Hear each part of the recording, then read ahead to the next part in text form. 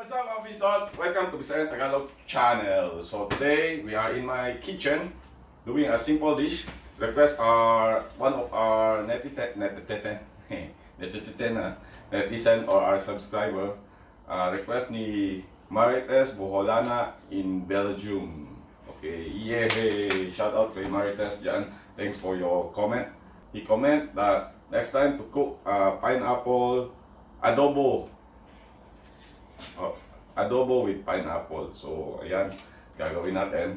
So, madalas ako nagluluto niyan, pero hindi ko ginagawa kasi ang normal adobo is soy sauce and vinegar. So, pero ako, madalas ako naglalagay niyan is naglalagay ng pineapple talaga. So, ngayon, gagawin natin lang yung request. So, let's do this.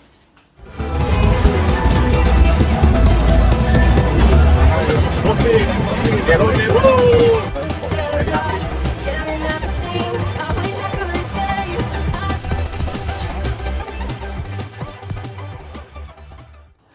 Here's our ingredient for the chicken adobo with pineapple. We need garlic, onion, bay leaves, black pepper, 6 tablespoons of vinegar, 10 tablespoons of soy sauce, and 1 whole chicken. Of course, we need the pineapple chunk. Pero kung meron kayong fresh pineapple, pwede rin yung gamitin. And then, yung syrup niya. And then, olive oil and abalone sauce. Pero pwede rin umamit ng oyster sauce. So, we start cooking. Okay guys, first thing to do, i-cut natin yung chicken. After that, i-marinate muna natin siya. Normally, ang ibang gumagawa ng adobo, dinediretso na nila pagkukulan. Pero ako, minamarinate ko muna para mas umano yung lasa niya. So, lagay natin yung soy sauce. Ayan. Yung vinegar. Tapos, yung pepper. Haluin muna natin. Pwede kayong kamayin yan. Pwede nyo rin kamayin para magpantay yung lasa. And then, yung pineapple syrup. Babad lang natin para masarap. Okay? You marinate it for 30 minutes or pwede rin kayo overnight. Okay guys, after natin mamarinate yung chicken, ayan na yung chicken natin. So, what will we do is pripituin muna natin siya kasi ang style ng adobo ko is mas gusto ko yung pinipito muna. Tapos, tsaka siya pakukulin. Okay? Some olive oil.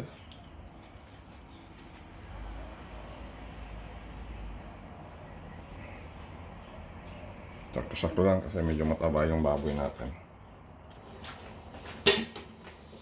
So, kung mainit na yan, medium heat. Hindi masunog masyado. Partially, lulutuin natin yung manok.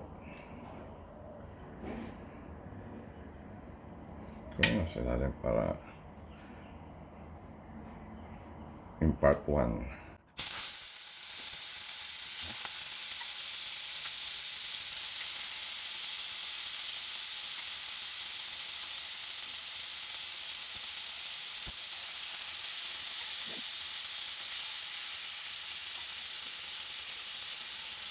Medyo golden brown na siya.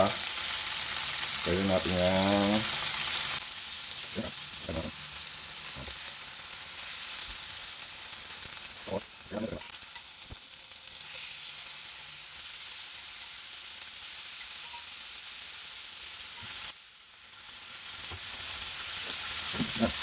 yung manok nyo, pwede nyo hanguin.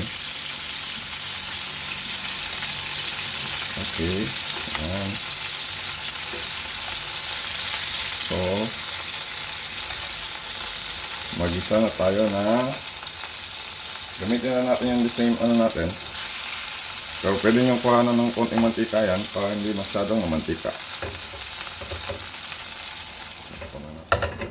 Kunan natin ng mantika para hindi siya maging okay. Pwede natin gisahin yung sibuyas. Tapos, yung bawang. Yan. Onion, mas marami. Onion and garlic. Saute lang natin yan. Pag nagisa na natin yung sibuyas, bawang, pwede na natin ilagay yung manok.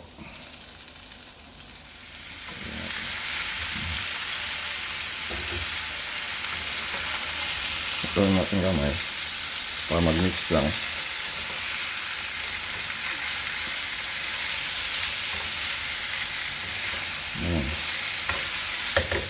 For that, lagay na natin yung marinated natin kanina.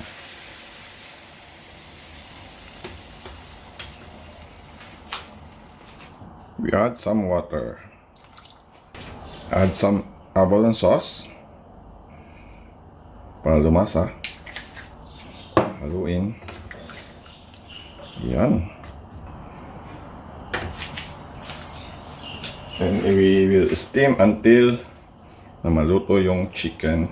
Actually, luto na yung chicken natin until maluto yung sauce. Yan. Check natin. Importante, natin siya ng bagya. Pwede na natin ngayon ilagay ang bay leaves. Pampabango.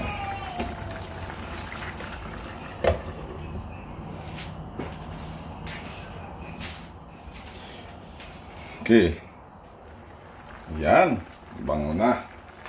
Pwede na natin ilagay yung pineapple. Yung pineapple natin. Using Dole Tropical Chunk. Pero meron akong kasi para pang siya, pan design.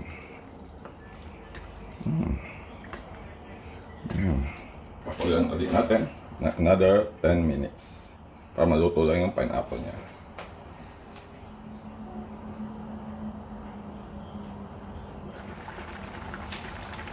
Ayan. Mabango na. Gawin natin ng kaunti. So, ready for plating. Ito na yung chicken adobo with pineapple. So, ready na natin plating. So, i-ready na natin for serving.